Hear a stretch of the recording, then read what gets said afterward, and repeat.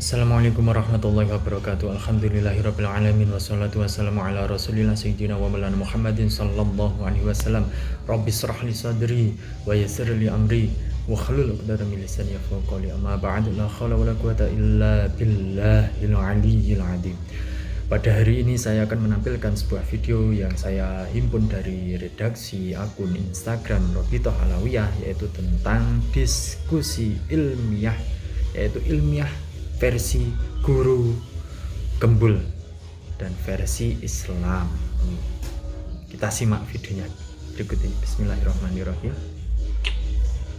Kita diskusi dulu yang Gus Wafi dan Pak Syahab pahami soal ilmiah itu apa? Jadi ilmiah itu begini Pak Gembul. Di dalam kitab Lawami'ul Anwar yang ditulis oleh Al-Imam As-Safarini, jadi Islam itu memandang sebuah ilmiah kebenaran itu melalui 3 cara. Yang pertama adalah al-hawasus salimah, panca indera yang normal dalam menangkap sebuah riwayat ataupun yang lain. Yang kedua adalah khabarus shadiq, kabar yang pasti benar. Kabar yang pasti benar dibagi menjadi 2. Yang pertama khabarul mutawatir, kabar yang ramai diketahui orang-orang yang kredibilitasnya bagus. Yang kedua adalah khabarun nabi al-muayyad bil mu'jizat, kabar dari nabi yang dikuatkan dengan mukjizat. Yang terakhir adalah al-aqlu, akal.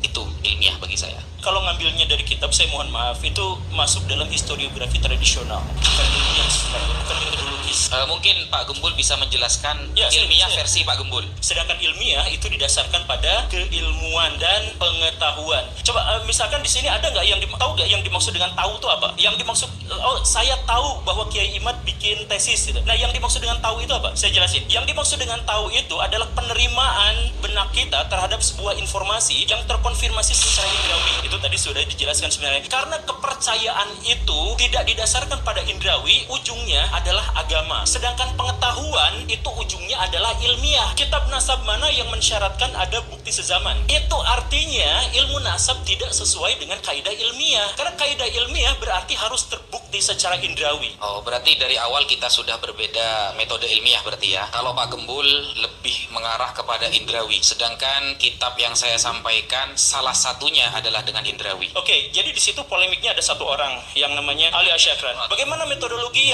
bagaimana cara kita menguji? Bagaimana metodologi apa yang bisa kita dapatkan untuk menguji bahwa beliau itu jujur atau tidak? Komentar orang-orang yang kenal dengan beliau. Komentar orang-orang berarti subjektif kan? Begini Pak Gembul, kalau ilmiah itu harus semuanya dengan indrawi kapasitas Ya kita memang semua. itulah ilmiah. Nah, tidak gitu Pak Gembul, gitu tidak. Ketika kita mau tahu tentang si sumber Ali Asakran misalnya, baik atau enggak, kita nggak bisa tanya sama orang yang hidup di zaman itu. Mau nggak mau baca tulisan, mau nggak mau baca siapa yang pernah mengutip tentang beliau, itu mau nggak mau. Coba ilmiahkan kepada saya bagaimana Pak Gembul tahu bahwa selama ini Pak Gembul sholat Rasulullah benar-benar seperti itu prakteknya. Saya menemukan catatan dalam Bukhari dan Muslim. Seumpamanya kita bertanya gini, mana tulisan asli Imam Bukhari di zaman Imam Bukhari sekarang? Karena tidak bisa ditunjukkan, berarti Imam Bukhari lepas, tidak pernah ngarang kitab hadis. Gak bisa seperti itu.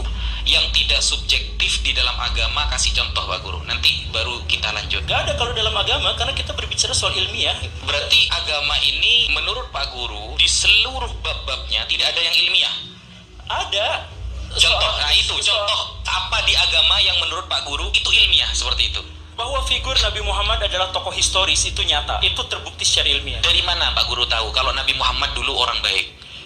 Kita gak bicara orang baik, tentang figur keberadaannya itu ada. Dari mana? Oke, dari mana tahu? Dari mana kita mengetahuinya? Dari jejak-jejak objeknya, dan berasal dari catatan yang tidak hanya bersumber dari satu pihak. Jejak objek, coba seperti apa? Sorban misalkan ya, sorban misalkan yang seperti itu ya. Kemudian jejak-jejak yang ada di Mekah. Dari mana Pak Guru tahu bahwa kuburan itu benar-benar kuburan Rasulullah? Gak ada. Subjektif dong. Iya, pada bagiannya itu subjektif kan, saya nggak bilang. Akhirnya kan subjektif semua kalau gitu Pak Guru. Bukan, saya nggak. Kalau dalam rata-rata generasi itu ada 78 atau 56, ya bulatkan aja jadi 66 lah ya. Bulatkan 66, sedangkan satu ini hanya ada 39 generasi. Secara statistik kemungkinannya adalah 1,2 berbanding 1 juta. Sebelum kami mulai jawab, apakah ini yang dimaksud ilmiah tadi? Ya, Ini ilmiah ya? ya, Yang kami tadi nggak ilmiah? ya. Oke. Kita diskusi dulu. Oke guys, itulah ilmiah menurut guru Gembul dan menurut Islami yang diutarakan oleh Gus Wafi dan yang penengah yaitu Habib Fikri Sahab yang tadi sudah separkan, yaitu ilmiah yang disampaikan oleh guru Tunggul itu menurut dia itu ilmiah. Ya. Monggo berkomentar, tulis di kolom komentar dengan tanpa menjelekkan para masyaikh, para habaib. Wal afu wallahul muwaffiq ila aqwamit thoriq. Assalamualaikum warahmatullahi wabarakatuh. Shallu ala nabi Muhammad.